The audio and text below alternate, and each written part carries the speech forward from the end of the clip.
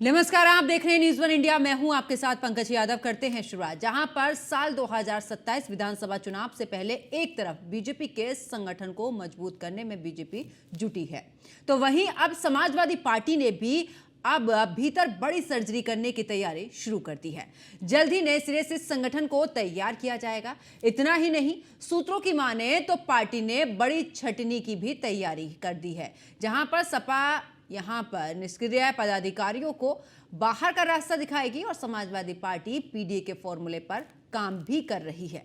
लखनऊ में समाजवादी पार्टी की कमेटियां जो हैं वो जल्द ही भंग की जाएगी। सपा अध्यक्ष ने कमेटियां भंग करने के निर्देश दिए हैं और फ्रंटल संगठन और मेन बॉडी के यहां पर अध्यक्ष पद मुक्त होंगे और साथ ही नए सिरे से संगठन का काम शुरू होगा और सक्रिय कार्यकर्ताओं नेताओं को तरजीह इस दौरान दी जाएगी। कांग्रेस ने भी कुछ इसी तरीके से नए सिरे से संगठन तैयार करने के लिए मंथन किया। 4 पूर्व प्रदेश अध्यक्षों की मौजूदगी में नई रणनीति बनी। जमीनी जो कार्यकर्ता हैं उनको हर स्तर पर तवज्जो देने पर भी जोर दिया है। तो ऐसे में जो पार्टियां हैं वो अब अपने अपने संगठन को मजबूत करने की तैयारी में जुट चुकी है। 27 का चुनाव है और यूपी के अंदर ये सभी राजनीतिक पार्टियां पूरे तरीके से दमखम के साथ चुनावी मैदान में उतरेंगी, लेकिन उससे पहले हर एक पहलू पर अपने संगठन को मजबूत, क्योंकि संगठन मजबूत होगा तो उसी के इरादों पर यहां पर चुनाव भी लड़ा जाएगा। जनता के बीच आखिरकार किस तरीके से खुद की पैठ बनानी और आखिरकार जनता का विश्वास किस तरीके से जीता जाएगा, इसको लेकर भी पूरे तरीके से रणनीति बनने इस दौरान बनाई जा रही है सभी राजनीतिक पार्टियों की तरफ से। बीजेपी की बात करें तो बीजेपी भी अपने जो प्रदेश अध्यक्ष उसको लेकर भी पूरी तैयारी में। ऐसे में देखिए, मिशन 27 की तैयारी, बीजेपी निर्विरोध अध्यक्ष चुनने की बनी रणनीति, पार्टी के भीतर बड़ी सर्जरी की तैयारी और कांग्रेस का नए सिरे से संगठन तैयार करने के लिए मंथन। तो पूरे तरीके से देखिए, बीजेपी की बात करें, सभी 98 संगठनात्मक जिलों के लिए प्लान। और समाजवादी पार्टी की बात करें, समाजवादी पार्टी की बड़ी छटनी की भी यहाँ पर तैयारी और ऐसे में ज़मीनी कार्यकर्ताओं को हर स्तर पर तवज्जो देने पर भी जोर जो है वो कांग्रेस की तरफ से। तो 50-55 जिलों में बीजेपी नए चेहरों पर और समाजवादी पार्टी की अगर बात करें तो पार्टी के भीतर बड़ी सर्जरी की तैयारी है। कांग्रेस का नए सिरे से संगठन जो है वो तैयार कर रही है कांग्रेस। तो ऐसे में आखिरकार, क्योंकि जिस तरीके से बीजेपी हमेशा से ही जानी जाती है कि एक चुनाव खत्म होता है दूसरे चुनाव की तैयारी में लग जाती है, ऐसे में समाजवादी पार्टी भी अपने पीडीए के फॉर्मूले के साथ में आगे बढ़ना चाहती है। कांग्रेस भी अपनी खोई हुई जमीन को एक बार फिर से तलाश रही है।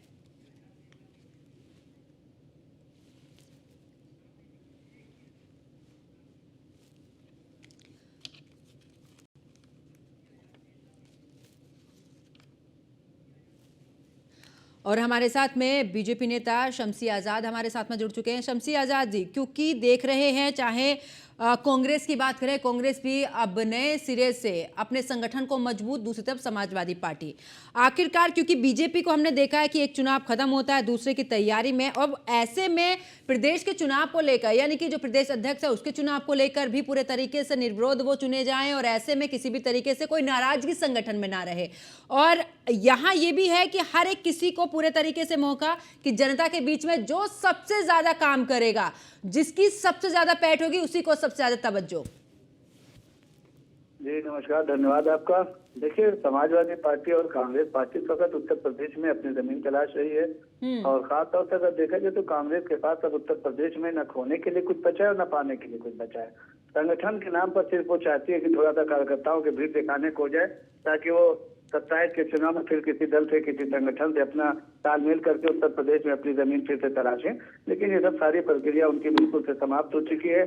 जो कार्यकर्ता होना चाहिए था, अभी हमको भी पता चला, तो दूसरे सूत्रों से ये पता चला कि जिला अध्यक्ष का जो पहले चुनाव होता था तो कम से कम एक पद की दावेदारी में 100 से ज्यादा लोग उम्मीदवार हुआ करते थे। लेकिन इस बार देखने को यह है कि 8 से 10 नाम के अलावा जो है 11वां नाम किसी भी जिले के लिए नहीं आया। तो इसी बात से पता चलता है कि कांग्रेस के जो रीढ़ की हड्डी थी, जो उनका सेवा दल था वो समाप्त हो गया, जो उनका एनएसयूआई था वो समाप्त हो गया, युवा संगठन जो उनका हुआ करता था वो समाप्त हो चुका। और पूरी तरीके से अगर देखा जाए उत्तर प्रदेश में तो कांग्रेस पूरी तरीके से समाप्त हो चुकी है। कुछ एक दो जगह पे जो उनकी रायबरेली की सीटें या एक दो जगह जो इस बार 4 से 6 सीटें जो उनकी आई है, उनको अगर छोड़ दिया जाए तो उत्तर प्रदेश में कांग्रेस का अब न कहीं पर जनाधार है, न कांग्रेस के कार्यकर्ता अब कहीं पर दिखाई देते हैं। लेकिन समाजवादी पार्टी तो है ना, समाजवादी पार्टी तो पूरे तरीके से टक्कर दे रही है शमसी आजाद जी। समाजवादी पार्टी भी इस वक्त समझिए कि डूबता हुआ जहाज है, उसमें कोई सवारी करने को तैयार नहीं। और आपने देखा होगा कि समाजवादी पार्टी के कद्दावर नेता जो कभी कांग्रेस पार्टी के सचेतक हुआ करते थे, कांग्रेस पार्टी की रीढ़ की हड्डी हुआ करते थे, मनोज पांडे, अभय सिंह जैसे लोग, तो आपने देखा कि किस तरीके से उन्होंने विधानसभा में जय श्री राम का नारा लगाकर राज्यसभा में जो है भाजपा को वोट किया और समाजवादी पार्टी का विरोध किया। तो अब कहाँ समाजवादी पार्टी के पास, समाजवादी पार्टी तब समाजवादी पार्टी हुआ करती थी जब उनके पास नेता हुआ करते थे, जब उनके पास थीम हुआ करती थी। अब एक ही आदमी है, तब समाजवादी कहा ही नहीं जाता, तो अखिलेशवादी पार्टी कहा जाता है, या उससे बढ़कर अगर कहा जाए तो अहंकारवादी पार्टी कहा जाता है। तब ये दोनों चीजें हम लोगों के लिए नहीं, हम सिर्फ जो है। लेकिन शमसी आजाद जी 24 अभी दूर नहीं गया है, 24 में तो परिणाम देखे हैं ना। 24 की गलतियों को ही तो जनता सुधारना चाह रही है, जनता ने तो मन बना लिया है ना। और आपने देखा ना भी कुदरती जैसी सीट पर जो जीत हुई है, तो उससे तो यही साबित हुआ ना कि जनता अपनी भूल को सुधारना चाहती है। जनता ने तो कह दिया भाई कि हमने इनके गलत संदेशों से जो उन्होंने भ्रमित किया, जो उन्होंने झूठे वादे किए, जो उन्होंने झूठे कस्में खाई थी, हम सिर्फ उसमें आ गए और हमने जो है समाजवादी पार्टी को वोट दिया। हमने वही गलती की थी एक बार 2012 में। ठीक है शमसी आजाद जी, आपने बिल्कुल बहुत तमाम बातें कही। जरा मैं जवाब ले लेती हूँ। पूजा मिश्रा समाजवादी पार्टी की प्रवक्ता हमारे साथ में जुड़ चुके हैं। पूजा जी, शमसी आजाद जी का कहना है कि आपने 24 में सीटें तो बढ़ा ली, लेकिन उन सीटों का पछतावा जनता कर रही है और इसका जो परिणाम है वो 27 में देखने को मिलेगा। आपको नमस्कार और शमसी आजाद जी को मेरा नमस्कार। मैंने उसको सुन रही थी, उन्होंने जो है हमारे उन नेताओं का नाम लिया जो हमारी पार्टी को छोड़ करके चले गए, जहाँ धोखा दिया और क्रॉस वोटिंग किया। तो पहली बात तो ये जान लीजिए कि जो है जिनके साथ रहे हैं और जिनको इतना सम्मान मिला था उनके नहीं सगे हुए, तो आपके कब तक सगे होंगे। दूसरी बात क्या है कि 2024 में उन नेताओं को जनता ने करारा जवाब दिया कि हमने आपको समाजवादी पार्टी के सिंबल पे चुना था और आप समाजवादी पार्टी के नहीं रहे तो आप हमारे नहीं है। और उसके बाद में आ जाते हैं उत्तर प्रदेश की जनता की, कह रही कि नहीं वो गलती को सुधारना चाहती है। हाँ, इसीलिए तो 2024 में जो है समाजवादी पार्टी को इतना बहुमत दिया, देश की तीसरी सबसे पार्टी बनाई, सिर्फ और सिर्फ उत्तर प्रदेश। आप कल्पना करिए कि 37 सीटें जो है उत्तर प्रदेश की जनता ने दे करके बनाया तीसरी सबसे बड़ी पार्टी। उसके बाद में गलती को सुधारने की बात कर रहे हैं, वो आगे 27 में भी सुधारेंगे, क्योंकि वरना तो आपको तो वही हालात है जो बाई इलेक्शन में हुआ कि हम आपको वोट डालने नहीं देंगे, हम प्रशासन का पूरा फुल बल प्रयोग करेंगे और जो हम बूथ तक पहुंचने ही नहीं देंगे वोटर्स को, तो वोट कैसे पड़ेंगे। वो भी जनता ने देखा है। जनता अभी भी देख रही है कि आप उनके लिए कुछ नहीं कर रहे हो, आप सिर्फ और सिर्फ अपने वोट की राजनीति करते हो, आप धर्म पे राजनीति करने लग जाते हो। जो मूल मुद्दे हैं उनसे हट करके आप बात ही नहीं करते हो कि नौकरियां नहीं मिल पा रही है, आप बात ही नहीं कर रहे हो कि एग्जाम नहीं हो पा रहे हैं। छात्र अगर जब तक प्रोटेस्ट ना करे तब तक तो आपके कान पे जूं तक नहीं टेकते, जब तक आपको लाठियां ना भाग ले, जब तक आप उनको परेशान ना कर ले, तब तक आपको इस चीज का रियलाइजेशन भी नहीं होता है। रियलाइजेशन तो आपको अभी भी नहीं है, कभी भी नहीं होगा। आप सिर्फ और सिर्फ राजनीति करना चाहते हैं और उत्तर प्रदेश की जनता वाकई में 2027 में अपने भूल को सुधारेगी कि जो है हमारा भूल कमल का फूल जो था अब वो समाजवादी पार्टी को समर्थन दे रही है, आगे भी देगी, क्योंकि समाजवादी पार्टी धरातल पर है। समाजवादी पार्टी धरातल पर रह करके धरातल की बातें करती है और जनता की बातें करती है और जनता जो है डायरेक्टली जुड़ी हुई है समाजवादी पार्टी का। अगर आप देखेंगे तो हम पहले भी जो है जनता के बीच में ही रह रहे थे, हम तो कुछ कमियां होंगी हमें मानते हैं, तभी हमें जो जनता ने बाहर किया सत्ता से। और हम ये भी मानते हैं कि हम कमियों को सुधारते चले आ रहे हैं, हम जनता के लिए कार्य करते चले आ रहे हैं। इसीलिए 2024 का परिणाम इस तरीके से देखने को मिला और हम आगे भी जनता के लिए कार्य करते रहेंगे और जनता के बीच में रहेंगे। 2027 में जो है ये बिल्कुल निश्चित है कि पूजा जी एक सवाल ये भी है कि सभी अपने संगठन को मजबूत करने की तैयारी में पूरे तरीके से लगे हुए हैं। समाजवादी पार्टी भी संगठन को मजबूत कर रही है, यानी कि क्या अब जिसका जिक्र अभी शमसी आजाद भी कर रहे थे कि पार्टी को लेकर कह रहे हैं कि अखिलेश यादव ही नजर आते हैं, क्या अब जो यहाँ पर इस तरीके की बातें चलती है समाजवादी पार्टी को लेकर, परिवारवाद को लेकर, क्या अब इस संगठन जो बनेगा उसमें बदलाव रहेगा? क्या क्या नए चेहरे को इसमें वरीयता मिलेगी या फिर संगठन में सिर्फ नाम मात्र के लिए होगा और अभी भी पूरे तरीके से समाजवादी पार्टी जिस फॉर्मूले पर चल रही है उसी फॉर्मूले पर रहेगी? देखिए, समाजवादी पार्टी का फॉर्मूला है जनता के बीच में रहना और जनता के बीच में रहेगी। आप संगठन की बात करती है तो 2026 में जो है हमारा चालू हो जाए। अभी तो हमारे कार्यक्रम चल रहे हैं कि हमेशा चलते हैं। हमारा युवा घेरा कार्यक्रम चलता है, हमारा किसान घेरा कार्यक्रम चलता है और अभी जो है हमारा पहले पीडीए संवाद चला गया था, पीडीए पखवाड़ा चलेगा हमारा, पीडीए पंचायत कह लीजिए। ये कार्यक्रम हमारे चलते रहते हैं और ये कार्यक्रम आगे भी चलेंगे। 2026 में हमारा जो है सदस्य अभियान चलेगा। जो हमारा सदस्य अभियान चलता है वो हर 5 साल के बाद में चलता है और उसके बाद में जो है हम संगठन में जो प्रोसेस होता है, जिस प्रोसेस के तहत में एप्लीकेशन आते हैं और उसके बाद में कौन एलिजिबल होता है, वोटिंग्स होती है, तब जाकर के डिसाइड होता है कि राष्ट्रीय अध्यक्ष, प्रदेश अध्यक्ष और जो जिले के अध्यक्ष होंगे या संगठन जो बनेगा वो कैसे बनेगा। तो जिसकी जितनी लोकप्रियता होती है, जो जितना सक्षम होता है, उसके हिसाब से जो है ये बनता है संगठन। और अभी आपको जानकारी नहीं हुई, कई सारी चीज संगठनात्मक होती है जो जानकारी नहीं होती है कि जैसे कि अभी हमारे यहाँ पे चल रहा है कि जो जितने भी निष्क्रिय लोग हैं, जो कार्य नहीं कर रहे हैं, उनको हम बाहर कर रहे हैं हमारी पार्टी लगातार, और जो कार्य कर रहे हैं उनको आगे लाने का कोशिश कर रही है। तो संगठन पे समाजवादी पार्टी पूरी तरीके से वर्क कर रही है। जितना जमीन पे जनता के बीच में वर्क कर रही है, उतना ही जो है पैरेलली संगठन पे भी वर्क कर रही है कि जो कार्य कर रहे हैं उनको रिकॉग्निशन मिले और जो नहीं कर रहे हैं उनको जो है बाहर निकाला जाए। भाई उनकी जरूरत है जो कार्य कर सके, जनता के बीच में रह सके। ठीक है पूजा जी, वापस लौटूंगी। शमसी आजाद जी, आप 24 की जिस तरीके से जिक्र कर रहे थे कि जो 24 की भूल है उसको जनता सुधारेगी, लेकिन यहाँ पर तो पूजा जी कह रही हैं कि भूल को तो सुधारा जाएगा, लेकिन उपचुनाव को लेकर भी वो बातें कर रही हैं कि उपचुनाव में किस तरीके से पूरे तरीके से आरोप लगाए जा रहे थे विपक्ष की तरफ से, उन्हीं को मुद्दा बनाने की कोशिश अब एक बार फिर से की जा रही है। तो कहीं ऐसा तो नहीं है कि मुश्किलें बढ़ जाए? ये जीत गए तो वहां पर सब कुछ सही था। कानपुर और यहाँ पर जो जीते, करहल की सीट जो जीतेंगे तो इनको लगा कि भाई सब इनके साथ है, लेकिन कुदरती में जब इनको अप्रत्याशित हार हुई, जब इनको जनता ने मुंहतोड़ जवाब दिया, जब इन्होंने करारा तमाचा जनता ने इनके मुंह पे मारा है, तब वहाँ पे ये कहते हैं कि भाई प्रशासन की दबंगई थी, वोट मारने नहीं दिया, गलत वोटिंग किया और वो ईवीएम पे गड़बड़ी की गई। तो समाजवादी पार्टी तो कार्यकर्ताओं के नाम पर एक बार फिर वही गुंडे माफियाओं का बायोडाटा इकट्ठा कर रही है कि भाई देखें अब कौन कौन से माफिया उत्तर प्रदेश में बचे हैं, कौन से गुंडे हैं जिनके भरोसे फिर सत्ता हासिल की जा सकती है। ये तो कार्यकर्ताओं को जानते ही नहीं ना कार्यकर्ता इनसे जुटते हैं। भाई इनके यहाँ टिकट देने का भी क्राइटेरिया है, अपराधी है तो टिकट मिलेगा, या पूंजीपति है तो टिकट मिलेगा, या परिवार का है तो टिकट मिलेगा। और आपने देखा भी अभी भी अयोध्या जैसी सीट पर आपने देखा ना कि आखिर किसको टिकट दिया, उसी सांसद के पुत्र को टिकट दिया गया है। जनता वहाँ पर पूरे विरोध में है और हम लोग वहाँ पर जाकर देख चुके हैं कि समाजवादी पार्टी को किस तरीके से जनता हराने के लिए तैयार है।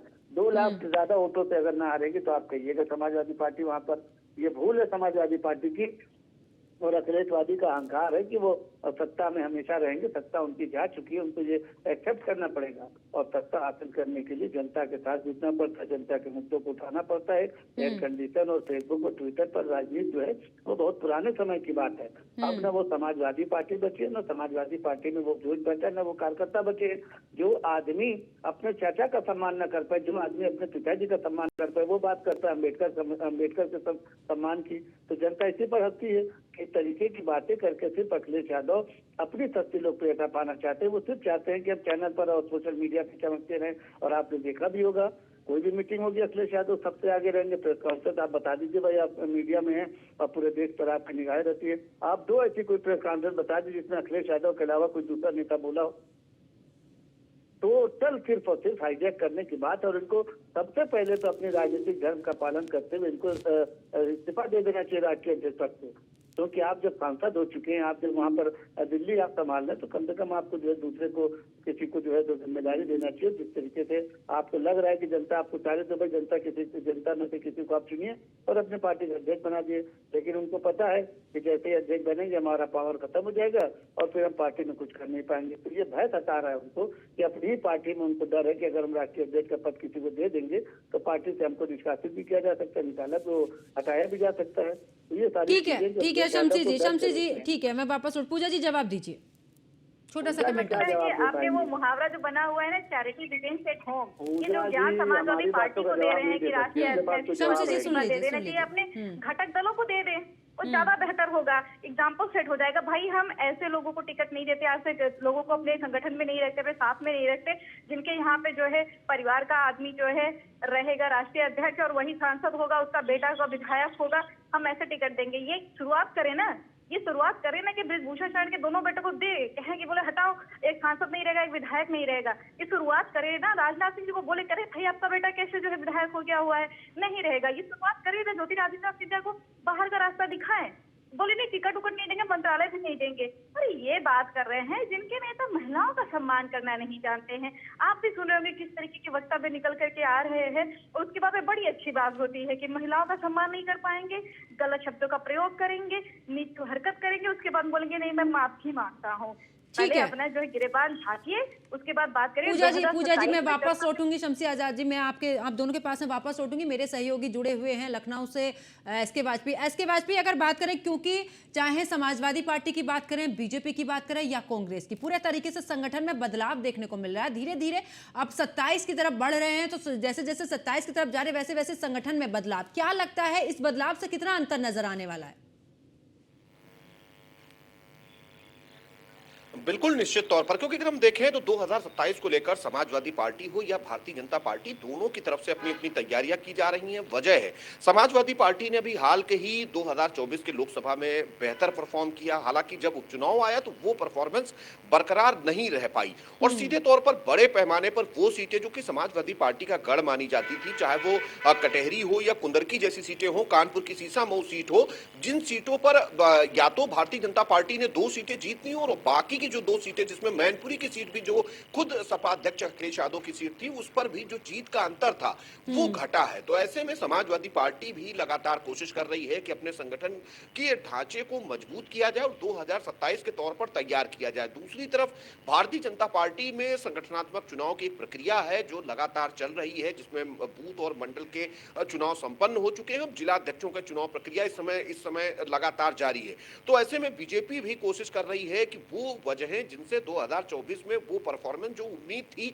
उस उम्मीद के मुताबिक नहीं हो पाई, जिन जिलों से बहुत सारी शिकायतें हैं या जिन जिलों के पदाधिकारी अपने ही पार्टी के प्रत्याशियों का विरोध कर रहे थे, ऐसी बहुत सारी चीजें निकलकर सामने आई थी, तो उनको दुरुस्त करने में जुटी हुई है। और सीधे तौर पर कोशिश दोनों तरफ से यही है कि जहां एक तरफ समाजवादी पार्टी अपने संगठनात्मक ढांचे को मजबूत कर रही, तो दूसरी तरफ भारतीय जनता पार्टी भी इन सारी चीजों में बेहतर ढंग से आगे बढ़ने की कोशिश कर रही है, उन कील कांटों को दुरुस्त कर रही है जिनकी वजह से 2024 में नुकसान उठाना पड़ा। तो सीधे तौर पर लगातार जो संगठन के गठन की प्रक्रिया है या पुनर्गठन हम इसको कह सकते हैं, वो लगातार दोनों तरफ से जारी है। हालांकि समाजवादी पार्टी की उत्तर प्रदेश में सहयोगी कांग्रेस भी लगातार अपने संगठन का पुनर्गठन कर रही है। तो सीधे तौर पर ये सारी तैयारियां 2027 को लेकर है। 2027 में जहां समाजवादी पार्टी कोशिश करेगी 2012 के बाद वो लगातार सत्ता से बाहर है। 2012 में आखिरी बार समाजवादी पार्टी की सरकार बनी थी, चाहे 2017 रहा हो, 2022 रहा हो या उसके बीच के जो इलेक्शंस रहे हैं 2014, 2019 जैसे, उसमें भी खासा परफॉर्मेंस किसी भी विपक्षी पार्टी की तरफ से नहीं हो पाया। यही एक वजह है कि अब 2027 को काफी बड़े पैमाने पर तैयारी दोनों तरफ से की जा रही है, चाहे वो बीजेपी और उसके सहयोगी दल हो या फिर समाजवादी पार्टी या कांग्रेस गठबंधन हो या फिर दूसरी तरफ अगर हम देखें तो बसपा हो। तो सभी 2027 की तैयारी में जुटे हैं और कोशिश भी यही है कि 2027 के लिए अपने संगठनात्मक ढांचे को बेहतर किया जाए, ऐसे पदाधिकारियों को तैनाती दी जाए जो सक्रिय रहे, पार्टी के कार्यक्रमों को आगे बढ़ाएं, एजेंडों को पार्टी के आगे बढ़ा सकें, जो नीतियां पार्टी की हैं वो लोगों के बीच ले जा सकें। और ये तैयारी न केवल एक तरफ बल्कि दोनों तरफ लगातार जारी है। हालांकि इसका फायदा क्या होगा और कितना फायदा इसका इन पार्टियों को मिलेगा, ये जब 2027 के परिणाम आएंगे तब ये सारी चीजें साफ होंगी। लेकिन कहीं न कहीं तैयारियां दोनों तरफ से हैं, क्योंकि एक तरफ भारतीय जनता पार्टी प्रदेश से लेकर केंद्र की सत्ता तक काबिज है, दूसरी तरफ अभी हाल के उपचुनावों में बीजेपी ने बेहतर परफॉर्म किया है और समाजवादी पार्टी भी उत्साहित है क्योंकि 2024 के चुनाव में उसने बेहतर परफॉर्मेंस की है। तो ये सारी चीजें लगातार दोनों साइड से जारी है और कोशिश भी यही है कि इनको अपने अंजाम तक पहुंचाया जाए और कोशिश की जाए कि 2027 में सत्ता में वापसी हो, उसको लेकर ये सारी कवायद दोनों तरफ चल रही है। बिल्कुल बिल्कुल, इसके बाद फिर वापस लौटेंगे। पूजा जी, क्योंकि हमेशा से एक सवाल खड़ा होता है कि संगठन आप मजबूत कर रहे हैं, लेकिन बीजेपी ने ये चुनाव के दौरान भी कहा था कि सोशल मीडिया से बाहर निकलिए, जनता के बीच में जाइए। जनता के बीच में जब तक नहीं जाएंगे तब तक उन समस्याओं से जिन पहलुओं को आप उठाते हैं वो पहलू धरातल पर नजर नहीं आते हैं। जनता के बीच में ही रहते हैं, अब मैं बस फिर कहूंगी कि भाजपा एक तरफ तक ये शो करना चाहती है ना कि समाजवादी पार्टी जनता के बीच में नहीं है, और जनता को कोई सवाल करना होता है, जनता कहीं प्रताड़ित हो रही है, वो समाजवादी पार्टी के पास आती है। आपको क्या लगता है कि अगर हम जनता के बीच में नहीं रहेंगे तो जनता हमारे पास कैसे आएगी? वो हमारे पास क्यों लेकर के आएगी कि भाई ये परेशानी है या दूसरी परेशानी है? और अगर हम जनता के बीच में नहीं है तो सरकार को सत्ता पक्ष को ये कहने की जरूरत कहाँ से पड़ जाती है कि हर जो भी प्रोटेस्ट चलता है, जो प्रोटेस्ट चलेगा उसी प्रोटेस्ट में बोलेंगे कि ये राजनीति से प्रेरित है, समाजवादी पार्टी के कार्यकर्ता है जो प्रोटेस्ट कर रहे हैं, ये छात्र नहीं है, ये किसान नहीं है, या ये एम्प्लॉई नहीं है, ये समाजवादी पार्टी के कार्यकर्ता हैं जो प्रोटेस्ट कर रहे हैं। और समाजवादी पार्टी किसी प्रोटेस्ट में जाती है या समाजवादी पार्टी धरातल पर प्रोटेस्ट कर रही होती है तो इनको बैरिकेडिंग लगाने की जरूरत पड़ जाती है, पूरा का पूरा प्रशासन इस्तेमाल करने की जरूरत पड़ जाती है। तो अगर हम सड़क पर नहीं हैं और हम जनता के बीच में नहीं है तो ये सब किस लिए करते हैं? ये सारी चीजें कहाँ से निकल करके आती है? ये एक मिथ फैलाने का प्रयास करते हैं, वो फैलने वाला नहीं, क्योंकि जनता जानती है कि उनके बीच में कौन रह रहा है, उनको पता है कि जनता के साथ में कौन है और वो जनता इनको जवाब देगी। आप कब तक लाठियां भाजेंगे? आप अभी बात कर रहे थे बाई इलेक्शन की, तो बाई इलेक्शन का दृश्य पूरे देश ने देखा है कि किस तरीके से जो है गांव में आप ले जाके पुलिस आप लाठियाचार्ज कर रहे थे। पूरी जो है देश ने देखा है किस तरीके से महिलाओं के ऊपर जो है पुलिस बंदूक तानती है, जिसका कार्य होता है कि शांति व्यवस्था बनाए रखना, जिसका कार्य होता है कि वो जाकर के बूथ पे वोट डालें, किस तरीके से उनको बूथ पे जाने से रोका जाता है, किस तरीके से जो है वोटर्स वोट डालने के लिए बूथ पे पहुंचते नहीं है पर उनका वोट पड़ जाता है। ये सारी चीजें जनता ने देखा हुआ है और ये निश्चित रहिए आप कि जनता ये भी देख रही है कि आप उनको नौकरी नहीं दी। नौकरी मांगने के लिए जब जनता गई हुआ गया तो आपने लाठीचार्ज की, उनको अपने हक के लिए लगातार लड़ना पड़ा और विपक्ष के पास जाना पड़ रहा उनको कि विपक्ष भाई हमारी सुने, हम जो है आवाज उठाए और हम जाते हैं आप उनके साथ में। तो जनता अपने मुद्दों को जानती है और मुद्दों पर ही वोट करेगी। आप कितनों को रोक लेंगे? आपने हुआ ना, जनता मुद्दों पर ही जाती है पूजा जी, चाहे वो बीजेपी हो, समाजवादी पार्टी हो या फिर दूसरी पार्टियां हो, जनता मुद्दों पर ही जाती है और मुद्दों को देकर ही यहाँ पर जनता अपना वोट करती है। बहुत बहुत शुक्रिया, आप सभी मेरे साथ में जुड़े और आप सभी ने अपना अपना पक्ष रखा। तो देखिए जिस तरीके से चाहे बीजेपी की बात करें या फिर समाजवादी पार्टी की बात करें या फिर कांग्रेस की, तीनों ही पार्टियां अपने पूरे तरीके से संगठन में बदलाव कर रही है और बदलाव इसलिए हो रहा है क्योंकि 2027 में विधानसभा का चुनाव होना है और यहां पर पूरे तरीके से हर एक पार्टी अपनी जमीन तलाश रही है। बीजेपी अपनी सत्ता को काबिज रखना चाहती है कि मैं इसी पर ही रहूं और दूसरी तरफ समाजवादी पार्टी यानी कि एक बार फिर से वही सपना कि एक बार फिर से सत्ता में आने का। और दूसरी तरफ अगर कांग्रेस की बात करें तो कांग्रेस भी अब संगठन में बदलाव इसलिए भी कर रही है क्योंकि धीरे धीरे जो सीटें हैं वो बढ़ रही हैं, एक बार फिर से तलाश कर रही है अपनी जमीन कांग्रेस। ऐसे में अब देखना होगा कि संगठन का बदलाव साल 2027 में होने वाले विधानसभा के चुनाव में कितना बदलाव लाता है।